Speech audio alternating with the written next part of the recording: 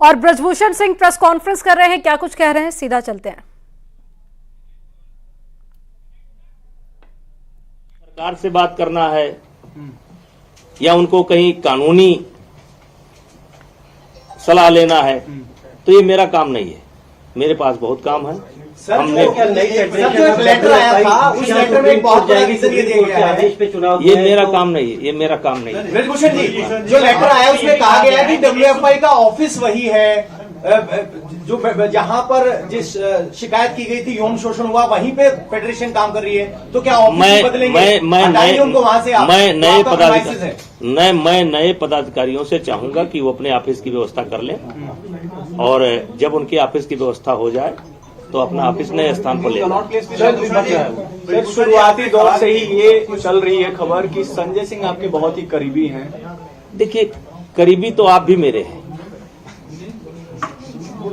संजय सिंह भुइयार हैं और मैं राजपूत हूं, क्षत्रिय हूं, तो संबंध हो सकता है, दोस्ती हो सकती है। कुश्ती से जुड़े हैं वो 15 साल से, तो कुश्ती में कौन ऐसा है जिससे मेरी जान पहचान नहीं होगी या मेरे संबंध नहीं होंगे? सरकार के फैसले से आपके दबदबे पर क्या असर पड़ेगा, जो आपका दावा था? देखिए, जो आई वो गई, अब मुझे आगे देखना है। भविष्य में कभी कुश्ती संघ का चुनाव नहीं लड़ेंगे? कुश्ती संघ का चुनाव तो नहीं लड़ेंगे भविष्य? कभी नहीं। आपने कहा कि लोकतांत्रिक तरीके से सब कुछ हुआ चुनाव, तो सरकार ने इसे निलंबित क्यों कर दिया? उसका ये मेरा जवाब नहीं। मैं इसके लिए अधिकृत नहीं हूँ। एक सवाल हमने आपसे गोंडा में भी पूछा था। 2024 के चुनाव अब 100 दिनों के अंदर हैं। क्या ब्रजभूषण शरण सिंह कैसरगंज सीट से ही लड़ेंगे लोकसभा चुनाव? ये बातें हो रही थी कि आप शायद अयोध्या जा सकते हैं या किसी और सीट से लड़ सकते हैं, कैसरगंज से आप नहीं लड़ेंगे अगला चुनाव। देखिए, कैसरगंज, वैसे तो मैं 2 बार गोंडा से रह चुका हूं, मेरी पत्नी भी गोंडा से सांसद रह चुकी है, फिर बलरामपुर से भी हम सांसद रह चुके हैं, तीसरी बार हम कैसरगंज से सांसद हैं। लेकिन ये हमारा गृह क्षेत्र जो है, हमारा गांव या हमारा घर, पहली बार कैसरगंज लोकसभा में है 3 चुनाव से। तो हमारी तो प्राथमिकता यही है कि हम अपने घर से लड़ें, और बाकी पार्टी की इच्छा। अनुराग ठाकुर से बातचीत हुई आपकी? अनुराग ठाकुर से बातचीत हुई? क्योंकि पहलवान मेरा रोल ही नहीं है, मेरा रोल समाप्त हो गया चुका है। मेरा रोल समाप्त हो चुका है, मेरा कोई रोल नहीं है। आज के इस फैसले से आपकी सेहत पर क्या असर पड़ता है? आज का जो फैसला है उससे ब्रजभूषण पर क्या असर पड़ता है? देखिए, आपके सामने बैठा हूँ, आप लोग इंतजार कर रहे थे। हमने तुरंत आपसे कहा कि आप अलग अलग पूछने के बजाय आप एक साथ आइए। मैंने आपको एक साथ बुलाया। अब आपको अगर कुछ लग रहा हो कि मैं बहुत नर्वस हूं और बहुत या मैं इसको लेकर के टेंशन में हूं, मैं क्यों हूं टेंशन में? जब तक मैं अध्यक्ष था तब तक था, चुनाव हो गया। सर, एक सवाल है मेरा। बजरंग पुनिया ने कहा कि वो इसलिए दुखी है क्योंकि वो महिलाओं को न्याय नहीं दिला पाए। मैंने उनसे सवाल किया सर कि आपका टारगेट यौन शोषण के मामले में न्याय होना है या फिर अध्यक्ष पद है? तो उन्होंने कहा कि हमारा टारगेट दोनों में है। हम इसी बात से दुखी हैं कि एक तो मामला चल रहा है, इधर अध्यक्ष पे कब्जा एक तरीके से ब्रजभूषण जी का। देखिए, यौन शोषण का जो प्रकरण है वो अदालत में विचाराधीन है जी। उस पर कोई टिप्पणी करना उचित नहीं है। और व्यक्तिगत मुझको क्या कहता है, कोई क्या कहता है, इससे मुझे कोई लेना देना नहीं है। 11 महीना से गरिया रहे हैं, जो नहीं कहना चाहिए वो भी कह रहे हैं, उनको मुबारक। आपको अपना काम करें, हमको मुबारक। कांग्रेस पार्टी के नेताओं से मिल रहे हैं, आपको लगता है पॉलिटिक्स हो रही है? यौन शोषण के मामले में 1 जनवरी में बैठे थे, मुझे याद है, और आज जाके अध्यक्ष पर पूरा मामला। देखिए, ये फर्स्ट डे से ही इसमें राजनीति है जी। अब आप देखिए कि कौन इसमें शामिल नहीं हुआ। कांग्रेस भी शामिल हुई, टुकड़े टुकड़े गैंग भी शामिल हुई, आम आदमी पार्टी भी शामिल हुई, तमाम लोग हैं। अब क्या क्या करें, हम तो अपना झेल रहे हैं। सर साक्षी मलिक पर क्या बोलेंगे? उन्होंने अरे संन्यास हम लेने उस- की भी बात की है। तो हमने भी संन्यास ले लिया, खत्म बात। उन्होंने संन्यास लिया, हमने भी संन्यास ले लिया, खत्म बात। सिंह साहब एक सवाल है। सिंह साहब एक सवाल है, आप 12 साल तक कुश्ती संघ के अध्यक्ष रहे हैं, आपके आखिरी के 11 महीने जो आप अभी कह रहे हैं, इसमें ऐसा क्या हुआ? आप जब आप अध्यक्ष नहीं है, आपको क्या लगता है ऐसा क्या हुआ? देखिए वो सब बातें कई बार मीडिया के संज्ञान में आ चुकी हैं, देश के संज्ञान में आ चुकी हैं। उन बातों को दोहराने से कोई फायदा नहीं है। ये बात मीडिया बंधु नहीं कह रहे हैं। आप जो है हमेशा अभी कोई ऐसा सवाल चुभता हुआ करेंगे, क्योंकि आपको पढ़ा करके भेजा जाता है। आपको विशेष करके जितने लोग बैठे हैं उसमें आप अकेले हैं जो हमेशा उकसाने का काम करते सर हैं। बिल्कुल नहीं, सिर्फ हाँ, मैं इतना कह रहा हूँ हाँ, सर कि स्पोर्ट्स मिनिस्ट्री ने कहा है, मैं नहीं कर रहा हूँ, स्पोर्ट्स मिनिस्ट्री का स्टेटमेंट है कि जो पुरानी बॉडी है उसका कहीं ना कहीं कंट्रोल है। आपके पास ये मैं नहीं कह रहा हूँ सर, स्पोर्ट्स मिनिस्ट्री कह रही है सर। देखिए अब जो कुछ कहना है वो नई बॉडी कहेगी। हमने आप ये मान करके खुशी खुशी मेरे पास भाई और बहुत काम है मेरे पास। अब मैं अपना काम करूंगा, अपना चुनाव देखूंगा। विभूषण जी और उनको क्या कहिए जो इस सरकार के लेटर के बाद कह रही है कि ये दबदबे पर सीधा प्रहार है। कुश्ती को लेकर पार्टी आला कमान से मोदी जी ने, अमित शाह जी ने कोई इंस्ट्रक्शन दिए? नहीं कोई। विभूषण जी आप बात ठीक है, इतने लंबे समय से आप फेडरेशन से जुड़े रहे हैं, आपको बहुत तजुर्बा है, अनुभव है। ये बात ठीक है कि नई बॉडी करेंगे। आपको क्या लगता है कि ये निलंबन अगर सब कुछ नियम कानून से क्यों हुआ? आप तो भी कुछ सोचते हो भाई, एक व्यक्तिगत राय आपकी क्या है? निलंबन होना भी अब इस पर मैं व्यक्तिगत एक सवाल का जवाब तो नहीं, तो अगर मुझे बताया गया तो मैंने अपनी स्थिति साफ कर दी। नंदिनी नगर में क्यों चुना गया? क्योंकि 4 दिन के अंदर कोई करा नहीं सकता। नंदिनी नगर में सारा इंफ्रास्ट्रक्चर तैयार है और वहां भी रेसलिंग एकेडमी चलती है। पहला कारण तो वो हो गया। दूसरा, 31 दिसंबर के बाद ये टूर्नामेंट हो नहीं सकता और देश के 2500 फेडरेशन ने हाथ खड़ा कर दिया कि इतना जल्दी हम व्यवस्था नहीं दे सकते। अब अगर ये इसका कोई गलत मतलब निकाला गया हो तो इसके लिए आप लोग इंस्ट्रक्शन देना बंद करिए। आप लोग भी देते हैं, सब लोग देते हैं, इंस्ट्रक्शन देना मत करिए मीडिया वालों को। कोई दुश्मन इसमें नहीं है, पूछने दीजिए जरा पूछना है। तो मेरा रोल समाप्त, आपके लिए समाचार समाप्त। उनका भी संन्यास, मेरा भी संन्यास। 11 से 12 साल आपने कुश्ती को दिए। 2024 की तैयारी आपके कई लोग आते होंगे खासतौर पे यूपी से जो पहलवान बनने की कोशिश करते होंगे, छोटे जूनियर। अब उनके लिए तो काम करता रहूंगा। अब ये एकेडमी हम चला रहे हैं, एकेडमी में मेरे 100-150 बच्चे हैं और मैं खुद जो है कुश्ती खेला हूं और कुश्ती के बदौलत यहाँ तक पहुंचा हूं। मेरे भी कान टूटे हैं, जबकि मैं बड़ा पहलवान नहीं था। मेरे पिताजी भी कुश्ती लड़ते थे, मेरे बाबा भी कुश्ती लड़ते थे। पहले ये गांव में ये जिम नहीं होता था। गांव में हर आदमी जो है शौक से अखाड़े पर जाया करता था, हम भी गए। तो अब कहिए कि हम अपनी एकेडमी बंद कर देंगे, नहीं।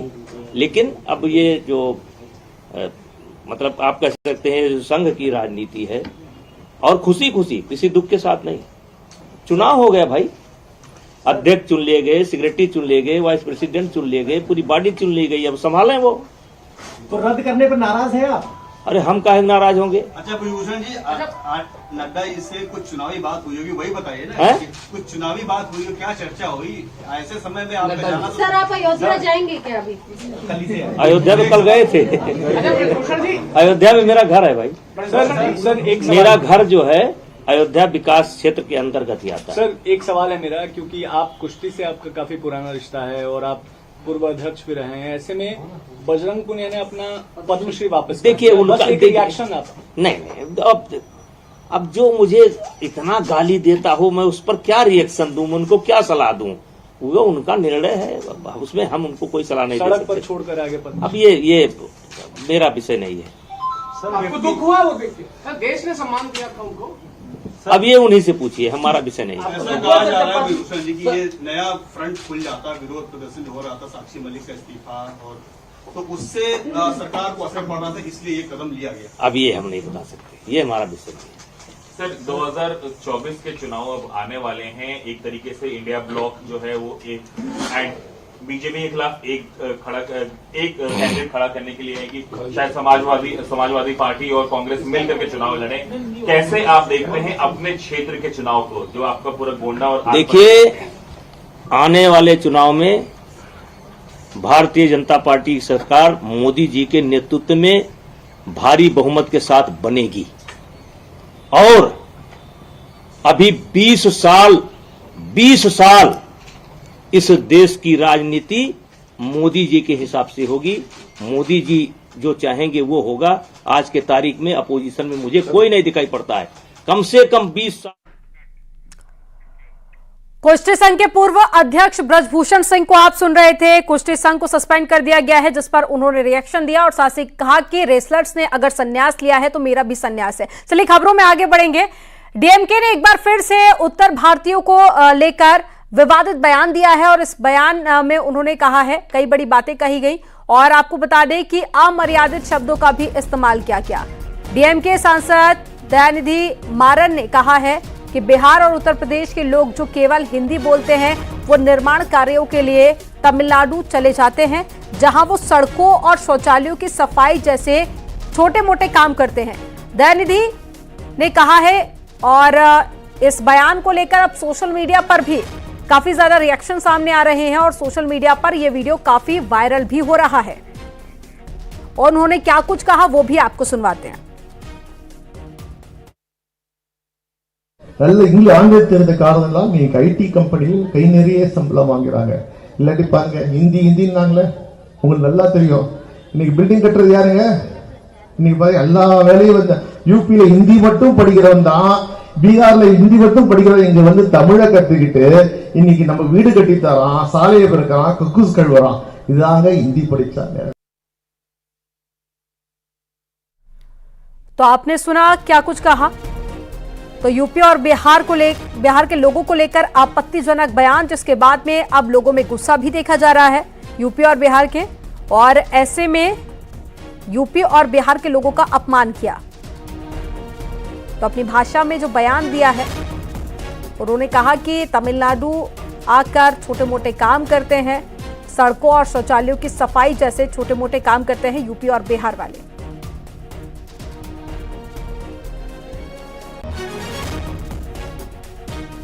तो डीएमके सांसद को आप सुन रहे थे, जिन्होंने बिहार और उत्तर प्रदेश के लोग जो केवल हिंदी बोलते हैं वो निर्माण कार्यों के लिए तमिलनाडु जाते हैं और उसके बाद में वहां पर सड़कों और शौचालयों की सफाई जैसे छोटे मोटे काम करते हैं। तो यूपी और बिहार के लोगों का अपमान भरा ये बयान, जिसको लेकर अब लोगों में गुस्सा भी देखा जा रहा है।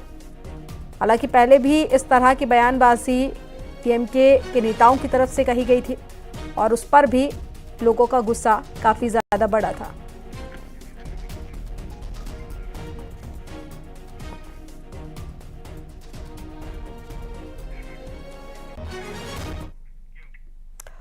दयानिधि मारन के बयान को आपने सुना और इस बयान पर उत्तर प्रदेश के उप मुख्यमंत्री केशव प्रसाद मौर्य ने क्या कुछ कहा है वो आपको सुनवाते हैं।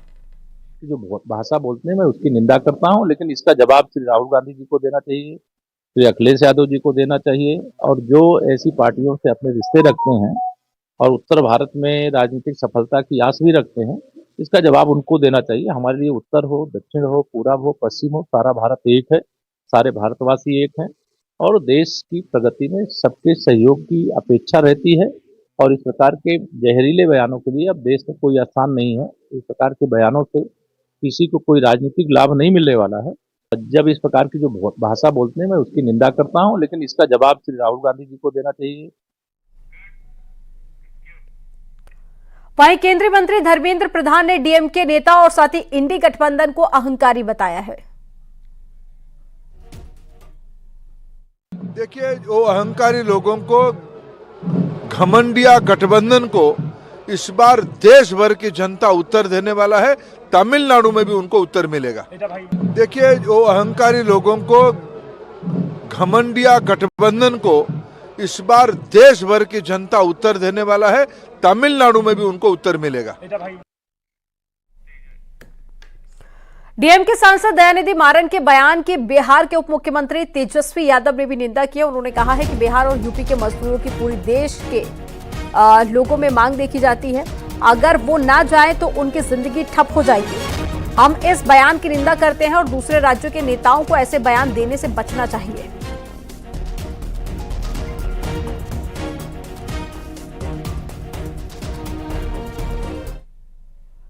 यूपी के लोगों को, जो मजदूर हैं, पूरे देश में जो है मांग उठती है, लोग डिमांड करते हैं, अगर वो ना जाए तो उनकी जिंदगी जो है ठप हो जाएगी। लोग आके हमारे यहाँ इस तरह का काम करते हैं तो ये निंदनीय है, इसलिए हम सब लोग जो है इसकी निंदा करते हैं और इस तरह के बयान से दूसरे राज्यों के नेताओं को, चाहे कोई दल में हो, बचना चाहिए।